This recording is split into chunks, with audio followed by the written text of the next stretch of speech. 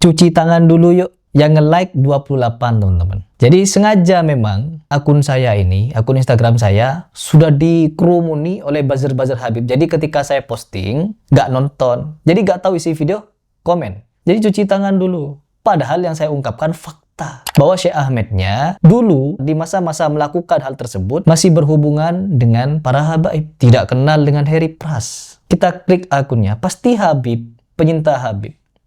Tuh. Jelas.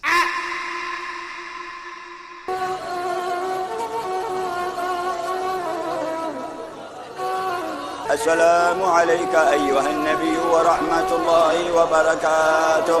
Harry Pras mau cuci tangan. Komentar-komentar yang sekarang digembar-gemborkan oleh para muhibbin Habib bahwa Harry Pras mau cuci tangan dengan adanya kasus Syekh Ahmed Al-Misri. Sebelum-sebelumnya kan Harry Pras mengagungkan dia, menganggap dia guru dan lain sebagainya. Ya teman-teman, bahkan Ustadz Muhammad Faizar pun menganggap Syekh Ahmed sebagai Syekhuna. Oh, Syekhuna sudah hadir?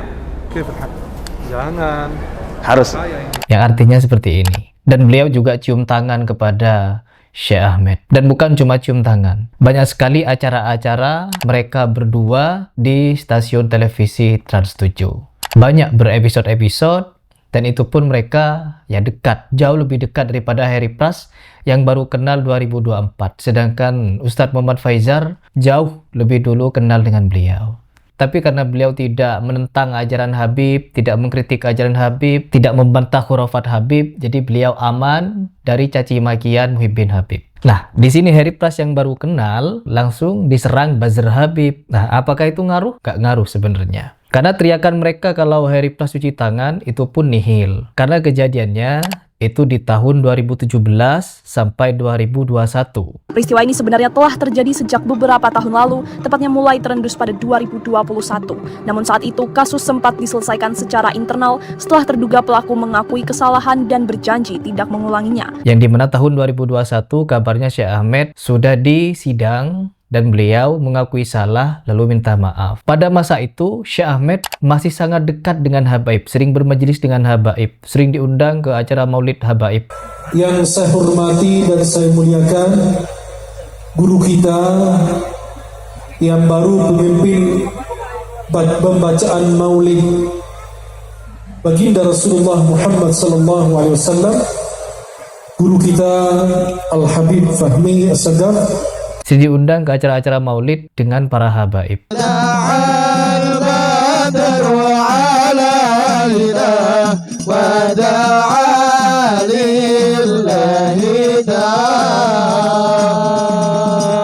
Allahumma shalli ala Muhammad. Artinya apa? Dimaafkan.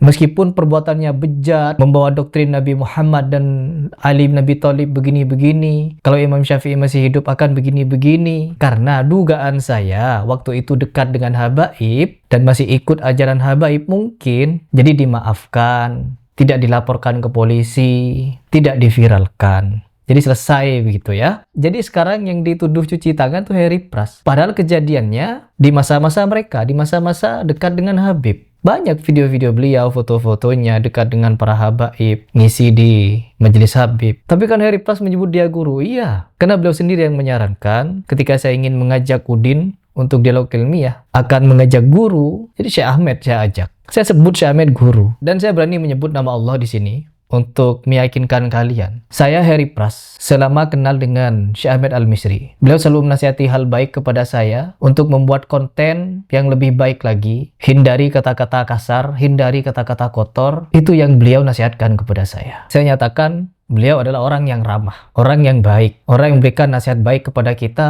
dan kepada jemaah-jemaahnya. Bahkan kepada Ustadz Muhammad Faizar pun beliau begitu. Cuman, yang namanya penyimpangan tidak bisa kita toleransi. Kita tetap menunggu proses hukum. Bukan berarti di sini saya Harry Pras cuci tangan. Tidak, buat apa? Ya, saya menyatakan pernah menyebut beliau guru, ya karena saya menghormati kebaikan beliau. Ya, pernyataan beliau yang siap mendampingi saya ketika dialog dengan Nuruddin. Namanya saya tidak tahu latar belakang beliau. Saya tidak tahu bahwa beliau punya penyimpangan seperti itu. Jangankan saya yang baru kenal. Seperti Ustadz Muhammad Faizar pun yang sudah lama kenal, tenang-tenang saja. Dekat dengan Syekh Ahmed, sering berkomunikasi juga, sering bertemu juga. Bahkan punya acara kajian bersama, acara kegiatan bersama. Lebih dekat beliau dengan saya. Itu membuktikan bahwa Syekh Ahmed orang baik. Dari segi sosialnya beliau orang baik. Bukan kata Heripas, tapi kenyataannya. Seperti Ustadz Muhammad Faizar berteman dengan Syekh Ahmed. Jadi wajar seperti Ustadz Muhammad Faizar memanggil Syekhona, dan saya pun memanggil dia guru, ya karena saya menghormati, menghargai apa yang sudah dia usahakan untuk saya ketika ingin berdialog dengan Nuruddin. Dan kalau mau dibilang sebagai guru secara akademik, kalian tidak bisa maksa. Karena saya tidak dapat ijazah dari Syekh Ahmed, saya tidak pernah mondok di pondok pesantrennya. Jadi di sini saya bukan cuci tangan, malah kebalik. Yang cuci tangan sebenarnya adalah mereka yang selama ini lebih dari 4 tahun tidak melaporkan kejadian ini. Sudah tahu kejadiannya, kronologinya bejat seperti itu, tapi masih disembunyikan selama 4 tahun. Dari 2021 sampai 2025, kabarnya kan 28 November 2025 dilaporkan. Lalu dilaporkan lagi bulan ini. Jadi selama 4 tahun, ngapain saja?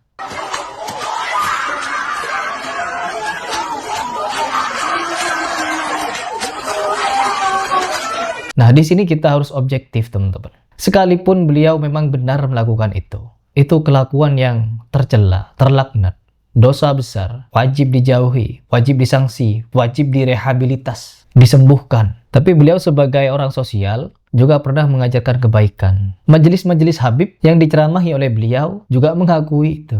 Bukti Syekh Ahmed ini diundang ke berbagai macam institusi, majelis Habib, majelis ini, majelis itu, menjadi juri di RCTI, dan lain sebagainya. Itu bukti kalau beliau secara sosial baik. Kita tidak boleh menafikan kebaikan orang. Namun dari segi menilai penyimpangan, kita harus objektif. Tapi yang namanya Habib, yang selama ini sudah berperang dengan Heripas, tidak akan mikir lagi dengan pernyataan ini. Yang ada bagi mereka, kita ini harus perangi Heripas. Udah itu saja. Ketika Heripas tantang pun, untuk membuktikan kebenaran Habib, mereka tidak bisa. Mereka tidak bisa. Aduh ya Allah. Jadi semoga Allah berikan hidayah lah. Dan kita doakan semoga kasus ini segera selesai. Dan semoga proses hukum segera berjalan dan mendapatkan hasil sebagaimana mestinya.